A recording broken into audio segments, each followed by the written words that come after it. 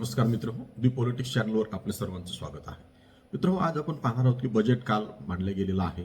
निर्मला सीतारामनने 9 वेळेस बजेट मांडलं आणि आपण पाहतो की या बजेटमध्ये काय आहे. आता आपण म्हणतो की विकासाच्या दिशेने भारत हा विकसित महासत्ता बनणार आहे. एपीजे अब्दुल कलामचं 20 तर गेलं, आपण ते धजे उडवली. पण आता विकसित कसे होणार, म्हणजे शिक्षणाशिवाय विकसित कसे होणार आहोत हा आपल्या समोरचा प्रश्न आहे.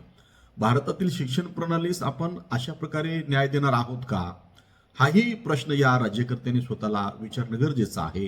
कारण बजेटमध्ये शिक्षणासाठी आपण काहीही नव्याने तरतूद केली नसेल तर कसं काय आपण विकसित राष्ट्र होऊ, महासत्ता बनवू. कारण शिक्षणाशिवाय तरण उपाय नाही हे आज आपण म्हणतो नाही आहोत, तर आज आपण मागच्या शतकापासून पाहतो आहोत. लोकहितवाद्यांपासून ते राजाराम मोहनांपासून ते बाबासाहेब आंबेडकरांपर्यंत प्रत्येकाने शिक्षणाचं महत्व, महात्मा फुलेंनी तर सांगितलं, एका अविद्येने एवढं अनर्थ केलेलं असं म्हटलं. हे सगळं असताना म्हणजे यंदाचा अर्थसंकल्प ही निव्वळ धूळफेक आहे मी असं म्हणेन. फक्त युरोपियन महासंघाशी व्यापार करून विकसित होण्याची स्वप्न बघत बसलो तर विकसित भारतासाठी 2047 ऐवजी 3047 हे वर्ष उजडावं लागेल. हे कदाचित आपल्याला अत्यंत धाडसाचं विधान वाटेल, पण अशीच वाटचाल आपली चालू राहिली तर 2047 नाही तर 3047 उजडावं लागेल. फक्त तंत्रज्ञान विकत घेऊन विकसित होता येत नाही, हे आपण लक्षात घेतलं पाहिजे. चीनचा जीडीपी आपल्यापेक्षा 5 पट असून सुद्धा त्याला विकसित देशाचा दर्जा नाही.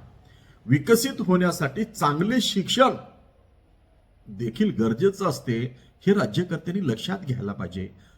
जोपर्यंत हे राज्यकर्त्यांच्या लक्षात येणार नाही तोपर्यंत त्याची अंमलबजावणी होणार नाही. तुम्हाला आम्हाला काय वाटतं, ह्या गोष्टी महत्वाच्या नाहीत, पण शिक्षणाशिवाय तर उपाय नाही. असं असताना नुसतं तंत्रज्ञान विकत घ्यायचं, मोबाईल विकत घेतला पण तो कसा वापरायचा हे जर आपल्याला माहित नसेल, लेकराला झोपू घालायचा आहे म्हणून पूर्वी आफू चाटली जायची, आता मोबाईल हातात दिला जातो, तो कशासाठी वापरायचा हे माहीत नाही. आणि अशा परिस्थितीमध्ये जरी हा राष्ट्र युवकांचं राष्ट्र असला तरी ते युवक जर दिशाहीन असतील, ते युवक जर बेरोजगार असतील, ते युवकांच्या हातामध्ये कुठलं स्किल नसेल, शिक्षणातून आपण हे काही देऊ शकत नसो, तर विकसित राष्ट्र, विकसित भारत कसा निर्माण करणार आहोत हा आपला मूलभूत प्रश्न आहे.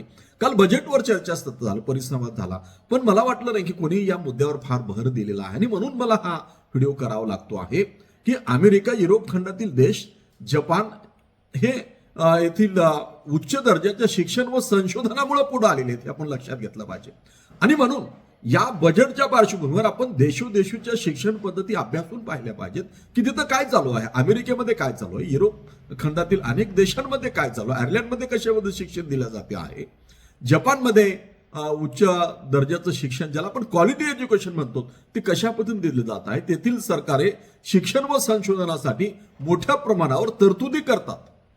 शिक्षण मंत्रालयाला देण्यात आलेला वाटा हा एकूण सकल राष्ट्रीय उत्पादनात फक्त 0.35% आहे. भारतातील शिक्षण प्रणालीस आपण अशा प्रकारे न्याय देणार आहोत का, हाही प्रश्न आहे. भारतातील शिक्षण प्रणालीस आपण अशा प्रकारे जर न्याय देणार असू तर या म्हणजे राज्यकर्त्यांनी स्वतःला प्रश्न विचारायला हवा. कारण हे सर्वसामान्यांना विचारण्याची संधी ते देणार नाहीत. सर्वसामान्य माणसं त्यांना प्रश्न विचारू शकणार नाहीत, पण त्यांनी आत्मपरीक्षण करावं की आपण अशा पद्धतीने राष्ट्र विकसित करणार आहोत का. आणि मग त्यातून आपल्या लक्षात येईल की ही बाब काय आहे. कारण सर्वसामान्यांना प्रश्न विचारण्याची संधी अलीकडच्या काळात राहिली नाही. म्हणून अर्थसंकल्प भविष्यासाठी क्षमता निर्मिती बरोबरच राजकोषीय शिस्त राखणारा दिसतो. राजकोषीय शिस्त त्यामध्ये दिसते, पण शिक्षणावर जर भर नसेल तर आपण अशा पद्धतीने हे सगळं करू शकत नाही. आणि मग बजेटवर चर्चा करत असताना आपण हे लक्षात घेतलं पाहिजे की अंमलबजावणीची खरी कसोटी काय आहे, कशा पद्धतीने ह्या सगळ्या गोष्टी अंमलबजावणी केल्या जातात. भविष्यामध्ये म्हणजे अर्थसंकल्प केवळ घोषणांचा पाऊस न पाडता भविष्यातील प्रगतीचा एक ठोस दिशा दर्शविणारा आहे असं आपण म्हणत असताना त्या कोणत्या दिशा आहेत, विशेषतः ग्रामीण भागातील मुलींच्या शिक्षणासाठी सुरक्षा, आर्थिक ओझ्याचे अडथळे दूर करण्यासाठी प्रत्येक जिल्ह्यात स्वतंत्र वसतिगृहाचा निर्णय अत्यंत स्वागतार्ह आहे. त्यामुळं उच्च शिक्षणातील मुलींच्या गळतीचं प्रमाण कमी होऊन सामाजिक व आर्थिक सक्षमीकरण होईल. त्याचबरोबर काळाची पावले ओळखून तंत्रज्ञान क्षेत्राला दिलेली चालना आणि शाळांमध्ये कंटेंट क्रिएटर लॅब्स उभारण्याचा निर्णय, कंटेंट क्रिएटर लॅब्स हा जो निर्णय आहे हा म्हणजे आजच्या पिढीला तांत्रिकदृष्ट्या सक्षम करणारा आहे.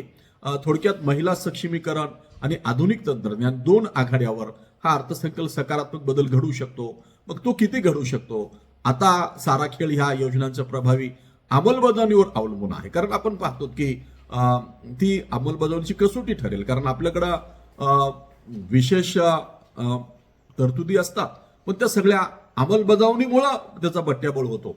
आणि हा जर टाळायचा असेल तर त्यासाठी आपल्याला काय करावं लागेल ही आपल्याला पाहावं लागेल. आणि हे सगळं जर आपण पाहणार नसू तर अर्थसंकल्पामध्ये कशा पद्धतीने आपण वाटचाल करतो आहोत.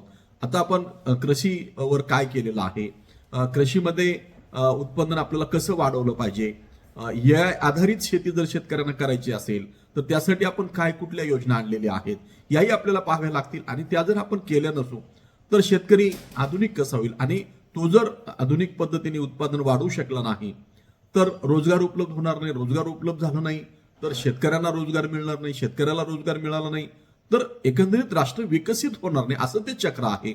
आणि म्हणून AI वापरून जी शेती केली जाते आहे त्याचं उत्पादन वाढते आहे. मग अशा पद्धतीने शेती करता येईल यासाठी अर्थसंकल्पामध्ये आपण काय तरतूद केलेली आहे.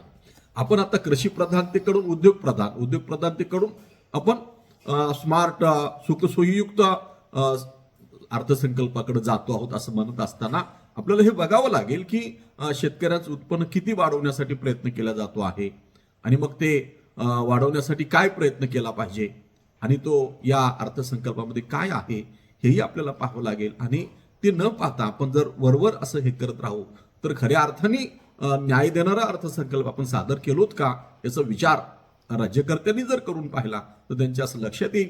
कारण शिक्षण हा सर्वात महत्वाचा बाब आहे आणि ती जर अशा पद्धतीने दुर्लक्षित राहिली, जगातल्या सगळ्या शिक्षण पद्धती लक्षात न घेता आपण जर हे सगळं करत गेलो तर भारत 2047ला नाही तर 3047 पर्यंत सुद्धा आपलं लक्ष विकसित भारताचं महासत्ता होण्याचं गाठू शकणार नाही असं मला वाटतं. मित्र, आपल्याला काय वाटतं आपण कमेंट करून कळवावं. या चॅनलवर नव्याने आला चॅनल सबस्क्राईब करावं. धन्यवाद. जय हिंद, जय भारत.